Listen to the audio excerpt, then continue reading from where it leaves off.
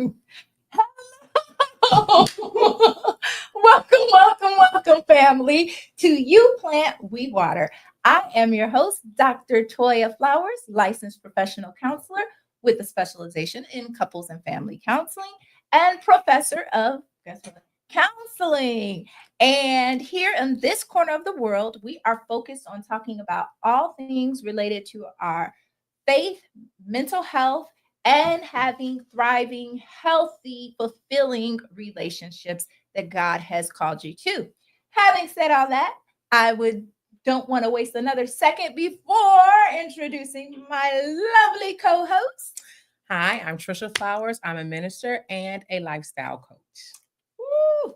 So we have a great topic, what we think today. But before we get into that, we want to just talk to you about our Faith Over Fear 90-day challenge. We are really coming around the corner. We're in the last stage of it, which is about actually overcoming the fear, doing things like facing your fear by writing down at least one fear that you'd like to overcome and then actually coming up with a plan to confront it, right? Try to make your plan specific and measurable, right? So, like, I don't know if you had a fear of snakes and your plan, you don't want to, your plan shouldn't just be, I'm gonna get over my fear of snakes, right? Like, you want something specific and measurable. Like, I'm going to visit a zoo and go to the reptile exhibit, and the first time I go, I'll stay for 5 minutes. My goal after that will be 10 minutes, right? Something specific that's getting you there. Reframe any negative thoughts, right? And take small steps. Break those goals down into measurable bite-sized steps. So in my practice, we do, I love this. I do it with myself and my clients. Sometimes the hardest part is getting started. So there is a thing called the goals stair, right? You just go up these stairs. And the first step is, what can I do today? What's one thing I can do today that will get me closer to my goal? Then you go to, what's one thing I can do this within the next week, within the next month, within the next 6 months, within the next year. And so what you've done is broken it down into measurable pieces. But I love that it starts with, what can you do today, right now, in this very moment? So we can't wait to hear how it's going. To if you need support, you want to share a praise report, you just want to see how other people are doing, please visit our Facebook page, You Plant, We Water, where you can get more information and we can connect with you.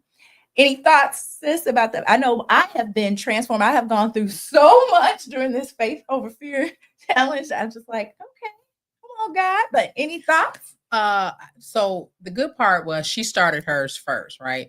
So then afterward I came on board, and so I'm like telling her, but like the same kind of feeling.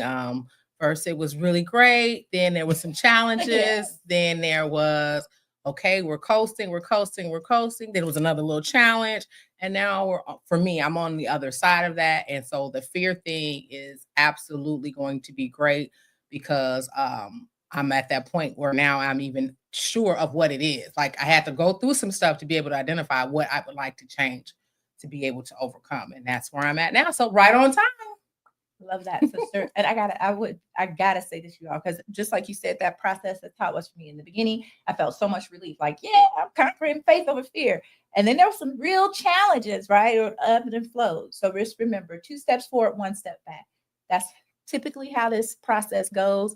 But as long as you don't stop, you'll still get to your goal. And the other thing I had this year, so I launched my first baby, y'all. I sent my son away, far away to school in many, many states from me just this past weekend. And it was a big thing. I wasn't like broken down completely, but it was a big thing to trust him. But what was so amazing, because God is so good, when I tell you everywhere I went, I would see faith over fear, literally in writing. Like, one person had a tattoo, another person had a shirt, somebody had it on their hat, and these little reminders were everywhere. And I was just like, got it. Thank you, God. Faith over fear. So stay the course. Okay, I'm gonna transition unless you got any else to say. Okay. All right. So our topic for today is, I love it, right? And it came about because my sister found a video. I think it's Facebook. She found a video on Facebook, and after I watched it, I was like, we have to talk about that on this show, because even having all of the education and skills and expertise that I have, I didn't really understand the difference between these two things we're going to talk about today, and have struggled to explain it in my own personal relationships, right? So we are talking about honesty versus transparency, right? And at first glance, they sound pretty much the same. They sound like something we would want no matter what in our relationships, but there is a difference. So to get this started, we're going to share a brief clip where I forgot this young lady's name, but she's also a professional mental health person. She's I forget, but she's a doctor of something. Okay, sorry if she ever sees this. But she will. We're putting it in the universe. We'll be on her So podcast. clearly we love you. So we love what you said. So cue the video, please. You're going to want to listen to this. Because I don't like honesty. I like transparency. Let me explain the difference. Honesty is I ask you, hey, babe, who were you at dinner with? Yeah. And you tell me the truth. That means you're being honest. Yeah. Transparency is, hey, baby, I got dinner at 7 with James, Nathan, and his assistant, Sarah's going to be there. And that's, And that's transparency. So now, guess what? You were forthcoming. Yep. You told me what it was. Yep. And so now I trust it. Now I'm not calling unless I really want to text to say I love you. I would do something like that, or I miss you, or hope dinner's going good. But now you've set it out. I know what's going on. And then you add, and baby, I would love for you to come if you want to. facts. A big part of trust is transparency. And what she's talking about is being proactive, which I 100% support. Nobody should have to play detective or be Inspector Gadget. Come forward. Don't just say, well, you could look at my location anytime you want. Say, this is where I'm going to be. This is the plan. Voluntarily come forward and be proactive about what's going on. That's how you build trust very quickly and how you even rebuild it after it's been broken. Beautifully said, right? And it's something I didn't know the language for it in the way that they articulated, but it's spot on. So I do a lot with couples who have relationship has experienced infidelity. So we spend a lot of time trying to rebuild the trust. And that's the thing. It's not just honesty, but the transparency. That's what could get you on the fast track to rebuilding trust quickly, as they said. But what were your thoughts? What comes to mind as you think about this video and what they shared about honesty versus transparency? I think if you are transparent, which I'm the one who found the video, so I lean towards that anyway. It eliminates a lot of the silliness that we find in relationships, from parent to child to relationships to even jobs, right? So if you're being upfront, right, and like you said, not having to be Inspector Gadget and, you know, I have to search or anything like that, but if you're transparent, that eliminates the need to feel like now I must do this, this, and this. You've already said what you're doing. There's nothing else for me to need to investigate, right? But the thing is, we all have this inner thing in us that God divinely put in us that lets us know when something sounds strange or bizarre or Intuition. and it goes off, and you can kind of feel it when you're like, "Now, why did you do that?" And now and unfortunately, I'm speaking for myself. Now you've brought me to a whole nother place. You could have been just wanting to go to the gym, but now I have decided that you have a mistress at the gym, and the mistress has always been there. It's been 6 or 7 years of you sneaking off to the gym. But if you would have just said, "Hey, I want to go to the gym and I'm going to go be working out," my mind wouldn't have got the story because I'm very creative with my stories. I wouldn't have been able to go that far into it.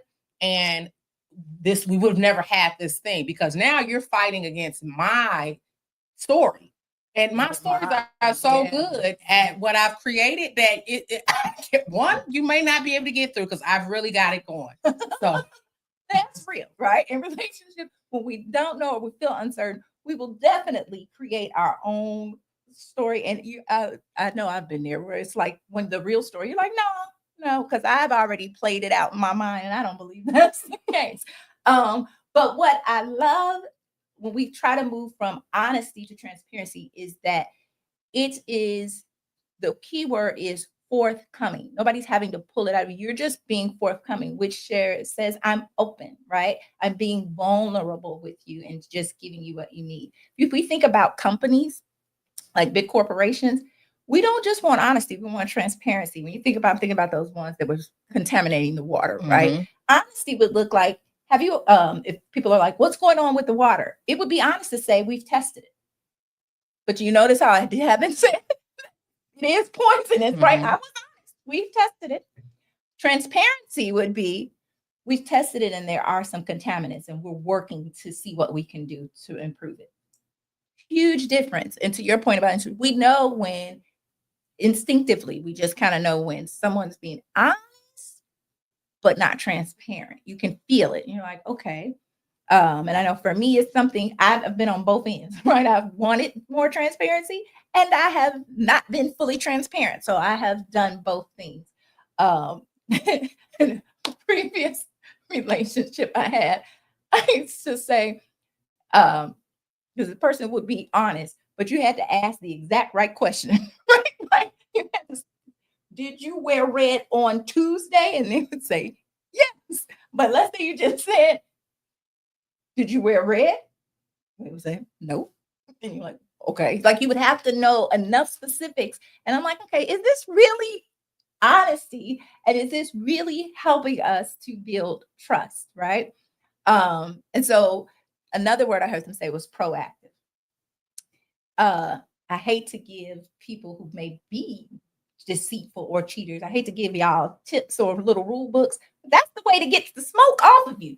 Give enough information in the beginning where nobody's going to ask you. Like when she gave the example, like, hey, I'm going to dinner with my friends, and that's not going to trigger any bells, right? It's just going to be like, okay. So I'm going to be the person to be honest. That's how I do everything. You will never catch me lying. I'm going to tell you exactly what I'm doing verbatim. Mm-hmm. So that you know. But like she said, and I don't know if you're referring to me in your story where like you got to be more specific with the question. Oh, and but then you don't know, like, yes, I did do that. Because, but that was the point. That's why I like the video, right? Yeah. Because the truth of the matter is, number one thing that we'll put down, well, most women will put down on their list is, I want a person that's honest. People, I want a person that's honest. I don't want just honest. I want transparency. I want you to come and tell me so that I could. And here's another thing. If you tell me, you just never know. I might be game for that. I might be like, you know what? For me. That works for me. But if you don't, and I now have, like I said, because you're now fighting against my own story, which is very creative, really colorful story. You're getting yourself in an area where you don't even want to be. So that's why I'm like, I now realize that I had prayed for someone that is honest and they are honest, but I also want more transparency. That's the part that, you know, you may not be putting in your prayer guide for your mate. You want to do that. Yeah, absolutely. Right. Because sometimes we just don't have the language. And as we're talking about it, like I said, this was newer to me, but as I'm thinking about it and using, you know, what I know about human growth and development and relationships, I've coined this. If anybody uses this, you owe me a copyright. This is hot off the press, never said, coming to you brand new.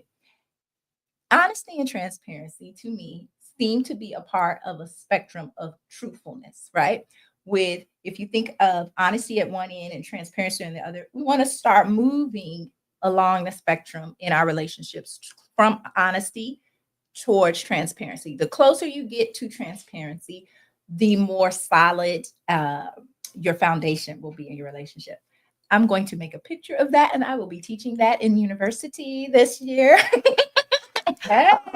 Because this really is, when my students ask me, well, how do you work with couples with infidelity? What's the key? I haven't had the language I haven't been able to be like, because I'll just have to give an example. I'll say, you know, over time, if he, you know, I always say he, I'm sorry, if the betrayed partner, if the betrayed partner is like, I'd like to be able to check your phone whenever I can. Yes, that will build trust over time. But what would do it quicker is if the betrayer was like, anytime you want to see my phone, it's here. It's just like that transparent. But I haven't been able to explain it. And so maybe y'all will see a book or something. I don't know. Okay. No, I love that. Yeah. Because it is something, like I said, that we've all knew it, but maybe just didn't know how to verbalize it. And again, even with jobs, right? Like she was saying with the water and things like that, we buy into brands that are transparent, right? Yes. And we even buy things that we know are bad. So, like for instance, That's people true. knew that cigarettes were not good for them. Now, like we have all of these Right. labels. We still buy it because we feel like, well, they told me and I'm willing to take that risk, and you get to. But for me personally, let me take the risk. Don't put me in a riskful situation that I had no idea that I was in. Because like I said, you never know. I might just be game, and then you wouldn't have any of the issues that you were getting ready to face, because there will be consequences.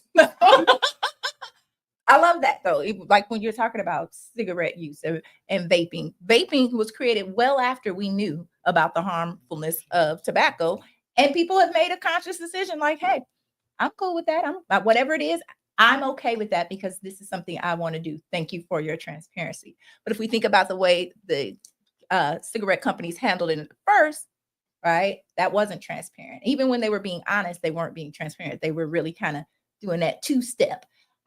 We had a comment, great topic, naked truth. I love that, Pastor Kohler, this idea of naked truth, because that gets us into the Bible. It makes me think about Adam and Eve and when they had eaten from the tree, right? And transparency really is being like naked, completely open, right? With not hiding anything. And what happened after ate from the tree, they had to now cover up, right? So yes, they're still there, they still love God, but there's a little bit of barrier between them and God and in that full transparency. So great. Let's see, what's our question? Do you notify the person if things change in the meeting? Which meeting? I don't know. Is this for us? I don't remember. Yeah, my brain is still a little fuzzy from sending my son to school. I've been leaving purses and fast food joints and all kind of things. And that's okay. But the thing is, when you deal with the transparency, and I wanted to say this, you can't ask for transparency and then get mad when you get it, right? Because that's another thing that we do. We say we want something, the person does it, and we're like, wow. Well, do you want me to be transparent or you don't? And so that's something that you have to work on as well. With transparency, there will be some things which she mentioned. So in the video, she said, and I'll be with Susan and Karen. Some people don't want to hear about the Susan and Karen part, and you can't ask for someone to tell you the truth and then get defensive or on like panic.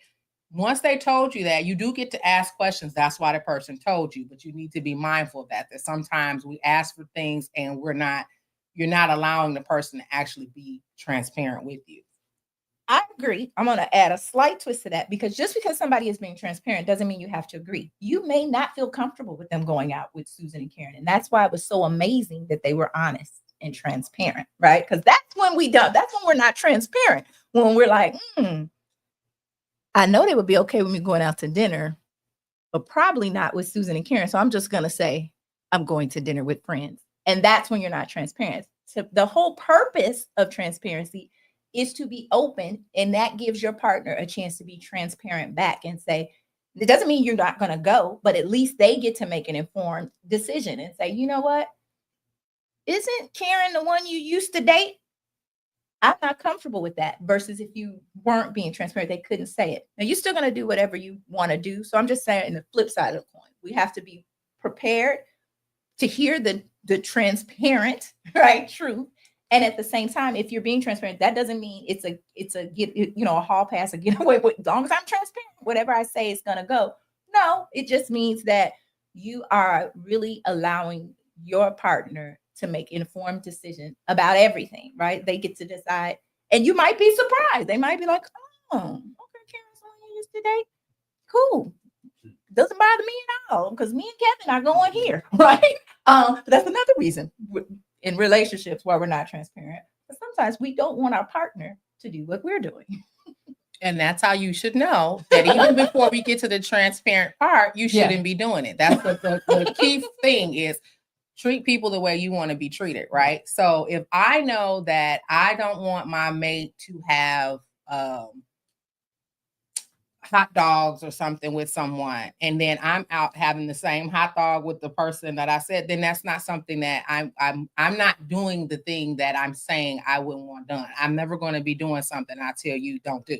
That's why you end up just being honest and not being transparent, because like you said, now you have something, I don't want you to do it. Well, then don't do it. That's the easiest thing to get yourself out of a lot of trouble. Don't do stuff that you don't want done to you. Well said. Well said. And I would think, to your point about that, if you are doing something that you wouldn't want your partner to do, I'm going to say you are now being dishonest, right? Because you are breaking your own relationship rules. So I'm going to say you're definitely not being transparent, and you are now being actively dishonest or deceitful, right? If it's like, hey, I don't know, I'm trying to think of something that's like a gray area that couples have to decide for themselves. Do you have friends of the opposite sex, right? If you know y'all thing is no, but you're doing it anyway, then you've stepped into dishonesty. Or if you haven't talked about it, but you know you don't want your partner to do it, which is more to your point, and you're doing it, that's where I'm like, okay, you might be on a slippery slope. But this idea of transparency is fantastic, right? So I think this is kind of it's like a hidden golden nugget that can really take your relationship to the next level as far as trust and actually intimacy. Because if we do go back to this idea of the naked truth, right, the fewer barriers between you and the other person, the close, because intimacy just means we say in counseling, into me, I'm going to let you see, right? I'm going to let you see me, right? And so that's all intimate. It could be any type of intimacy, emotional, physical, whatever, you name it, right? But this will really increase and enhance your intimacy. So how do you move from honesty to transparency? Here are a couple tips. And Trish, let me know what you think about some of these, right? 1, share your thoughts and feelings, right? So sometimes in honesty, we're just yes, no. But one way to move closer to, if you think of that spectrum I said, towards transparency is going beyond just sharing facts and information and actually sharing your thoughts, feelings, and emotions with your partner. Yes, I think that you should do that, definitely. Sometimes it's hard to be vulnerable, and so we don't do it, and that's why the yeses and nos are easier, but I think that should be something we're working towards. Yeah, and that's why we might stick to the facts, right? Because sometimes this may not just be about what you can and can't do. You may have to be transparent with something that truly bothers you that you thought shouldn't bother you, right? You might have thought, oh, I'm so evolved. It doesn't matter to me if you're good friends with your ex, right? But if you're transparent, you say, you know what? I thought it wasn't going to bother me, but it does, because it just, I'm not sure about it or whatever, right? That's what transparency is. And it doesn't, who knows, your partner can make their own decision, but at least you've been fully transparent and honest. All right, another tip to move that way. We've been saying this word a lot, but be vulnerable. Share your actual fears, doubts, and weaknesses with your partner, as this is going to help build intimacy and trust. And that's hard. Specifically for me, I don't like being vulnerable because once I am, I've given you some ammunition, right? Mm-hmm. So, but on the same token, it's really hard to be transparent and not be vulnerable. So those are the things that I do think we need to move toward and work on. Being vulnerable does feel uncomfortable, at least for me, but it does get you to what you want in your relationship. Absolutely. And I would say this particular one, especially if being vulnerable means sharing our fears, doubts, and our actual weaknesses with our partner, this is a good test of whether you're in the right relationship. Because if you, because I don't like to share mine either, because this is something people will literally take that and use it against you at some point, right? So this is a good test if you've got a truly good partner where you're like, I could feel more and more comfortable doing that. You may never feel 100%. But that's a good kind of test or testament to who you're with if they give you that type of safety where you feel like you can do that. All right. Another tip is provide context. So this is, again, we're moving from just honest to transparent. Share the reason behind your thought, feeling, or action. This is going to help your partner understand your perspective. Thoughts? I kind of think it's similar. So, but yeah, you do need to give more detail in it. I would agree with that. Yeah, I think it's just providing, like I said, context, right? Like, okay. And then I think this is the one that we avoid when we are just being honest and not transparent. Being open about your intentions, sharing the goal, the desire, or the aspiration for why you're doing what you're doing. Yeah, I think that well, and here's the thing. So yes, it is difficult, it can be challenging, but it also helps you to stop some of the foolishness that we do to ourselves once you know you're going to have to explain this to someone. Because sometimes we think things, me personally, think things are cool until you like verbalize it, like, oh, it doesn't sound that good. No, it doesn't. And so once you verbalize it, even to yourself, sometimes you'll be like, you know what, I'm not going to even do that. Nope, I'm not going to do it. So, well said. And the last tip is just listen actively. Pay attention to your partner's needs and concerns. And these, again, are just tips to move us from honesty to transparency. They give a couple of examples. I'll only share one or two, right? So if we're talking about sharing our feelings and doubts, that might look like saying, I'm feeling anxious about our future and I want to discuss our goals and plans. Okay. Let's see. Being open about your intentions. I've been thinking about starting a new business and I want to share my ideas with you, right? So those are some examples of what this might look like. Or vulnerable. I'm struggling. Ooh, this is vulnerable. I'm struggling with feeling insecure and I need your support. and I love that one because we all feel insecure. It may be about different things, different topics, but if you are aware, if your partner really is meant for you, God divinely put that person there, they're going to address that and they're going to figure out a way where you guys can have a meeting of the minds. Now, that does not mean that they're not going to do what they're going to do, but they can at least reassure you in what it is. And you may be able to say, well, I need you to call. Now, sometimes they can't call right when you want them to call. That's what I'm saying. There's a balance because we get what we want, and that usually tries to supersede the other person. They may not be able to call you right then and there, but I can make sure that I'm doing that if that's going to give you some reassurance. But it may not be exactly when you want it to be. But as long as the person is making attempts to try to help, then I think that we have to give that person grace. Yes, well said. So some of the challenges of transparency in relationship, vulnerability, right? It can be uncomfortable being vulnerable. Trust, transparency requires trust, which can take time to build. You have to trust who you're being transparent with, right? And then communication. Transparency requires the ability to effectively communicate, especially when there's some challenges happening in your relationship. So that is the challenges. Benefits far outweigh the challenges. Deeper intimacy, increased trust, better communication, conflict resolution, and even personal growth, right? So hopefully we've given you some language that you can share with your partner when I would lump some part of this it's a trust and communication issue, right? And so you might be like, what is this thing that's missing? Why can't I communicate? What is it that I can't explain why I'm not happy with the exchange we just had? So oftentimes it probably has something to do with the level of transparency. So that is our new catchword, right? Forget self-care. It's transparency. Do self-care. But hopefully this is a help to you all and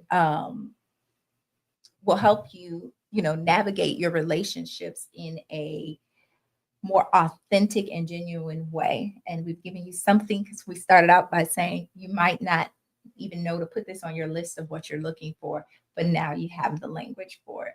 So any final thoughts? With transparency, and it just keeps, because I don't want you to think that I'm transparent now, I get to do what I want to do. That's not that's not it either. It just is allowing the opportunity to be able to communicate. So that doesn't mean, because we do that too. What I just told you, I was just saying the honest truth. That doesn't mean that what you're doing is helpful for your relationship. So just be mindful that transparency is the key, but that's not like the key that opens everything. Why I said all of this. Your mate gets to ask questions and things like that. So I just wanted to put that out there. Yes, well said. Well, you all, that's all we have for today. Thank you for joining us. And remember, you plant, we'll water. Bye-bye. Bye.